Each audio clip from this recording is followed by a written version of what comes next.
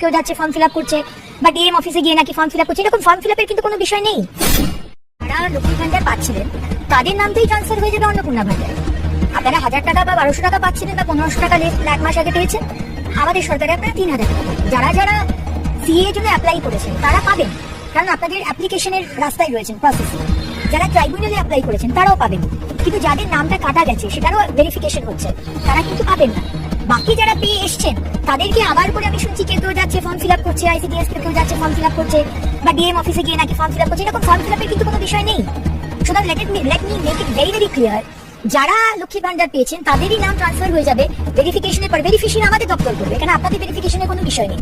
আর যারা ধরুন 15 বছরে পাননি, তাহলে বিজেপি করার জন্য আপনাকে দেওয়া হয়নি বা আপনি খুবই গরিব কিন্তু তাও আপনাকে দেয়নি, তাদের আমরা শুরু করবো। আমরা অলরেডি পোর্টাল খুলছি, এখন কিন্তু পোর্টাল রেডি হয়নি। অনেক জায়গাতে সংবাদ মাধ্যমে আমি দেখছি পোর্টাল খুলে গেছে, এটা কিন্তু সম্পূর্ণ ভুয়ো কথা। পোর্টাল খুললে আমরা আনুষ্ঠানিকভাবে আপনাদের জানাবো।